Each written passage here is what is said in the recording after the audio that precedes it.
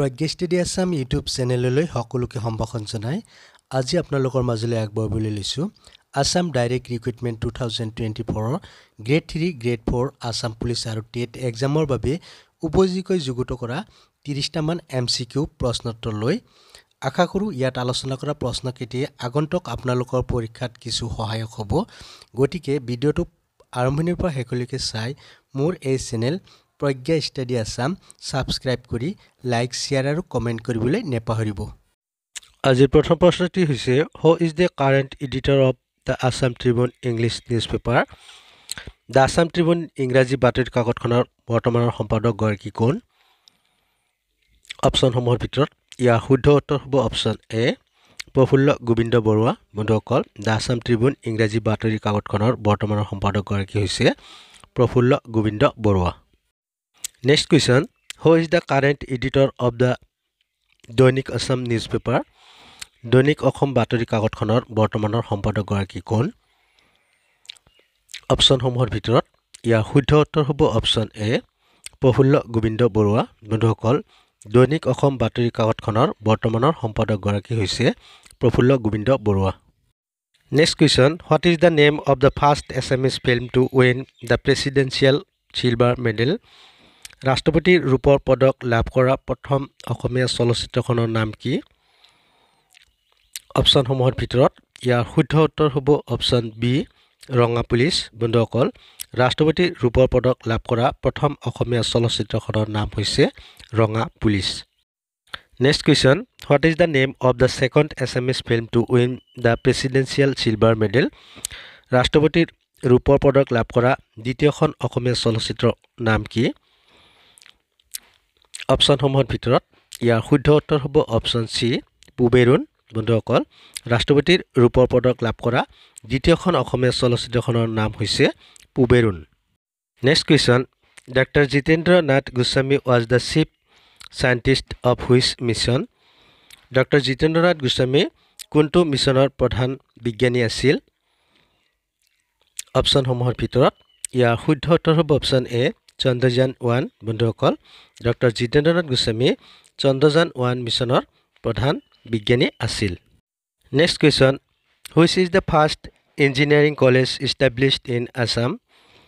অসমত প্ৰতিষ্ঠা হোৱা প্ৰথমখন অভিযান্ত্ৰিক মহাবিদ্যালয় কোনখন অপচনসমূহৰ ভিতৰত ইয়াৰ শুদ্ধ উত্তৰ হ'ব অপচন এ অসম অভিযান্ত্ৰিক মহাবিদ্যালয় বন্ধুসকল অসমত প্ৰতিষ্ঠা হোৱা প্ৰথমখন অভিযান্ত্ৰিক মহাবিদ্যালয়খনৰ নাম হৈছে অসম অভিযান্ত্ৰিক মহাবিদ্যালয় পৰৱৰ্তী প্ৰশ্ন where was the first Ranji trophy match played in Assam অসমত প্ৰথমখন ৰঞ্জি ট্ৰফি খেল ক'ত অনুষ্ঠিত হৈছিল অপচনসমূহৰ ভিতৰত ইয়াৰ শুদ্ধ উত্তৰ হ'ব অপচন এ জিমখানা খেলপথাৰ যোৰহাট বন্ধুসকল অসমত প্ৰথমখন ৰঞ্জি ট্ৰফি খেল জিমখানা খেলপথাৰ যোৰহাটত অনুষ্ঠিত হৈছিল Next question, which was the first district sports organization in Assam? অসমৰ প্ৰথমটো জিলা ক্ৰীড়া সংগঠন কোনটো আছিল অপচনসমূহৰ ভিতৰত ইয়াৰ শুদ্ধ উত্তৰ হ'ব অপচন ডি যোৰহাট জিলা ক্ৰীড়া সন্থা বন্ধুসকল অসমৰ প্ৰথমটো জিলা ক্ৰীড়া সংগঠনটোৰ নাম হ'ল যোৰহাট জিলা ক্ৰীড়া সন্থা Next question, who is the first Indian to hold the office of President of the United Nations? ৰাষ্ট্ৰসংঘৰ সভাপতি পদত অধিষ্ঠিত হোৱা ভাৰতীয় ব্যক্তিগৰাকী কোন অপচনসমূহৰ ভিতৰত ইয়াৰ শুদ্ধ উত্তৰ হ'ব অপচন বি বিজয়লক্ষ্মী পণ্ডিত বন্ধুসকল ৰাষ্ট্ৰসংঘৰ সভাপতি পদত অধিষ্ঠিত হোৱা ভাৰতীয় ব্যক্তিগৰাকী হৈছে বিজয়লক্ষ্মী পণ্ডিত Next question, how many languages are recognized by the United Nations? ৰাষ্ট্ৰসংঘৰ দ্বাৰা স্বীকৃত ভাষা কেইটা আছে অপচনসমূহৰ ভিতৰত ইয়াৰ শুদ্ধ উত্তৰ হ'ব অপচন সি 6টা বন্ধুসকল ৰাষ্ট্ৰসংঘৰ দ্বাৰা স্বীকৃত ভাষা হৈছে 6টা পৰৱৰ্তী প্ৰশ্নত আছে when was the United Nations founded?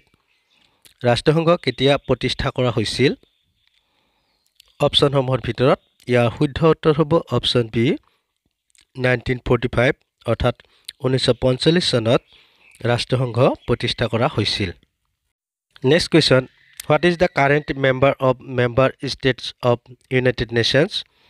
ৰাষ্ট্ৰসংঘৰ বৰ্তমান সদস্য ৰাষ্ট্ৰৰ সংখ্যা কিমান? অপশ্যনসমূহৰ ভিতৰত ইয়াৰ শুদ্ধ উত্তৰ হ'ব অপশ্যন চি 193 অৰ্থাৎ 193খন। ৰাষ্ট্ৰসংঘৰ বৰ্তমান সদস্য ৰাষ্ট্ৰৰ সংখ্যা হৈছে 193খন। পৰৱৰ্তী প্ৰশ্ন, which is the first medical school in Assam? অসমৰ প্ৰথম চিকিৎসা মহাবিদ্যালয় কোনখন? অপশ্যনসমূহৰ ভিতৰত ইয়াৰ শুদ্ধ উত্তৰ হ'ব option B Berry White Medical School, Dibrugarh. বন্ধুসকল, অসমত প্ৰথম চিকিৎসা বিদ্যালয়খন হৈছে বেৰী হোৱাইট মেডিকেল স্কুল।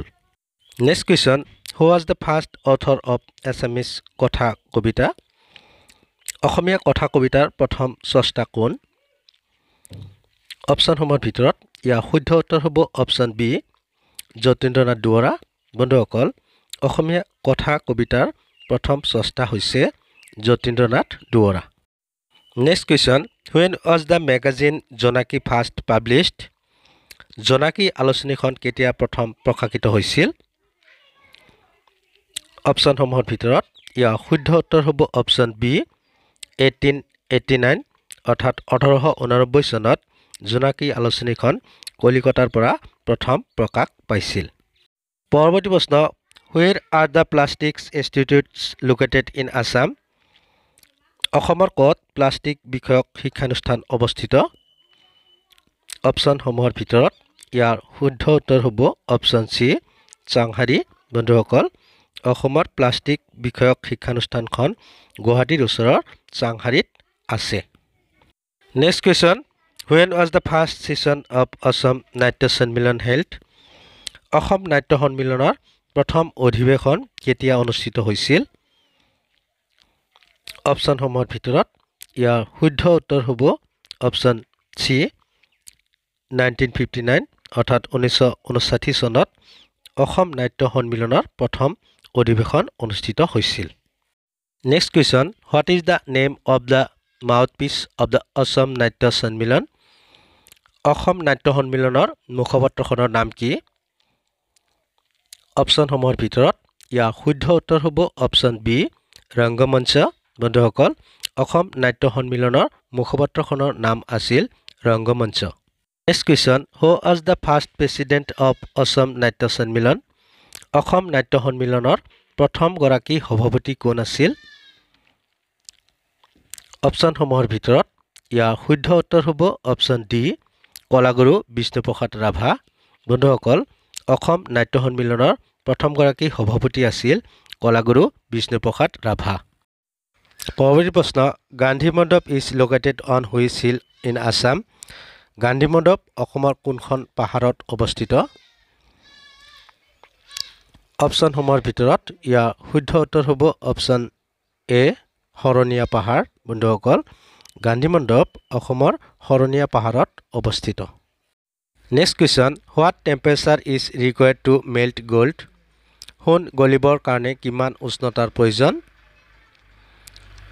অপশ্যনসমূহৰ ভিতৰত ইয়াৰ শুদ্ধ উত্তৰ হ'ব অপশ্যন ডি 1064 ডিগ্ৰী চেণ্টিগ্ৰেড। বন্ধুসকল, সোণ গলিবৰ কাৰণে 1064 ডিগ্ৰী চেণ্টিগ্ৰেডৰ প্ৰয়োজন। Next question, who is the current speaker of the Assam legislative assembly? বৰ্তমান অসম বিধানসভাৰ অধ্যক্ষ কোন? অপশ্যনসমূহৰ ভিতৰত ইয়াৰ শুদ্ধ উত্তৰ হ'ব অপশ্যন ডি বিশ্বজিৎ দৈমাৰী। বন্ধুসকল, বৰ্তমান অসম বিধানসভাৰ অধ্যক্ষগৰাকী হৈছে Biswajit Daimary. Next question, which country has the longest written constitution? কোনখন দেশত আটাইতকৈ দীঘলীয়া লিখিত সংবিধান আছে? অপশ্যনসমূহৰ ভিতৰত ইয়াৰ শুদ্ধ উত্তৰ হ'ব অপশ্যন ডি ভাৰত। বন্ধুসকল, আটাইতকৈ দীঘলীয়া লিখিত সংবিধান থকা দেশখনৰ নাম হৈছে Bharat. Next question, who was the vice president of the constituent assembly? সংবিধান সভাৰ উপসভাপতি কোন আছিল? অপশ্যনসমূহৰ ভিতৰত ইয়াৰ শুদ্ধ উত্তৰ হ'ব অপশ্যন ডি হৰেন্দ্ৰ কুমাৰ মুখাৰ্জী। বন্ধুসকল, সংবিধান সভাৰ উপসভাপতি আছিল Harendra Kumar Mukherjee. Next question, which Assamese writer is known as the উপন্যাস সম্ৰাট? কোনজন অসমীয়া সাহিত্যিকক উপন্যাস সম্ৰাট বুলি জনা যায়? অপশ্যনসমূহৰ ভিতৰত ইয়াৰ শুদ্ধ উত্তৰ হ'ব অপশ্যন চি ৰজনীকান্ত বৰদলৈ। বন্ধুসকল অসমীয়া সাহিত্যত উপন্যাস সম্ৰাট বুলিলে ৰজনীকান্ত বৰদলৈক জনা যায়। Next question, which country was the first to win the FIFA World Cup? বিশ্বকাপ ফুটবলৰ প্ৰথম বিজয়ী দেশ কোনখন? অপশ্যনসমূহৰ ভিতৰত ইয়াৰ শুদ্ধ উত্তৰ হ'ব অপশ্যন এ উৰুগুৱে। বন্ধুসকল বিশ্বকাপ ফুটবলৰ প্ৰথম বিজয়ী দেশখনৰ হৈছে উৰুগুৱে। পৰৱৰ্তী প্ৰশ্ন, when was the Radcliffe line officially unveiled? Radcliffe ৰেখাডাল কেতিয়া আনুষ্ঠানিকভাৱে উন্মোচন কৰা হৈছিল? অপশ্যনসমূহৰ ভিতৰত ইয়াৰ শুদ্ধ উত্তৰ হ'ব অপশ্যন ডি 1947 17 আগষ্ট অৰ্থাৎ 1947 চনৰ 17 আগষ্ট তাৰিখে ৰেডিক্লিফ ৰেখাডাল আনুষ্ঠানিকভাৱে উন্মোচন কৰা হৈছিল। Next question, in which country white elephant is found? কোনখন দেশত বগা হাতী পোৱা যায়? অপশ্যনসমূহৰ ভিতৰত ইয়াৰ শুদ্ধ উত্তৰ হ'ব অপশ্যন চি থাইলেণ্ড। বন্ধুসকল থাইলেণ্ডত বগা হাতী পোৱা যায়। Next question, what is the name of the first reserve forest in India? ভাৰতৰ প্ৰথম সংৰক্ষিত বনাঞ্চলখনৰ নাম কি? অপশ্যনসমূহৰ ভিতৰত ইয়াৰ শুদ্ধ উত্তৰ হ'ব অপশ্যন বি সাতপুৰা ৰাষ্ট্ৰীয় উদ্যান। বন্ধুসকল ভাৰতৰ প্ৰথমখন সংৰক্ষিত বনাঞ্চলখনৰ নাম হৈছে সাতপুৰা ৰাষ্ট্ৰীয় উদ্যান। Next question, which is the smallest country in Asia? Asia মহাদেশৰ আটাইতকৈ সৰু দেশ কোনখন? অপশ্যনসমূহৰ ভিতৰত ইয়াৰ শুদ্ধ উত্তৰ হ'ব অপশ্যন চি মালদ্বীপ। বন্ধুসকল এছিয়া মহাদেশৰ আটাইতকৈ সৰু দেশখন হৈছে মালদ্বীপ। Next question, in which year was the all Assam students union বৰ্ণ? কিমান চনত সদৌ অসম ছাত্ৰ সন্থাৰ জন্ম হৈছিল? অপশ্যনসমূহৰ ভিতৰত ইয়াৰ শুদ্ধ উত্তৰ হ'ব অপশ্যন চি 1967 8 আগষ্ট অৰ্থাৎ 1967 চনৰ 8 আগষ্ট তাৰিখে সদৌ অসম ছাত্ৰ সন্থাৰ জন্ম হৈছিল। Next question, who is known as the Iron Lady of India? কাক ভাৰতৰ লৌহ নাৰী বুলি জনা যায়? অপশ্যনসমূহৰ ভিতৰত ইয়াৰ শুদ্ধ উত্তৰ হ'ব অপশ্যন বি ইন্দিৰা গান্ধী। বন্ধুসকল ইন্দিৰা গান্ধীক ভাৰতৰ লৌহ নাৰী বুলি জনা যায়। Next question, in which district of Assam is the জাপি ইণ্ডাষ্ট্ৰি লোকেটেড? অসমৰ জাপি শিল্প কোনখন জিলাত অৱস্থিত? অপশ্যনসমূহৰ ভিতৰত ইয়াৰ শুদ্ধ উত্তৰ হ'ব অপশ্যন এ নলবাৰী। বন্ধুসকল অসমৰ নলবাৰী জিলাত জাপি শিল্প অৱস্থিত। পৰৱৰ্তী প্ৰশ্ন, who is known as Frontier Gandhi? Frontier Gandhi বুলি কাক জনা যায়? অপশ্যনসমূহৰ ভিতৰত ইয়াৰ শুদ্ধ উত্তৰ হ'ব অপশ্যন এ খান আব্দুল গফুৰ খান। বন্ধুসকল খান আব্দুল গফুৰ খানক ফ্ৰণ্টিয়াৰ গান্ধী অৰ্থাৎ সীমান্ত গান্ধী বুলিও জনা যায়। Next question, who is known as father of All India services?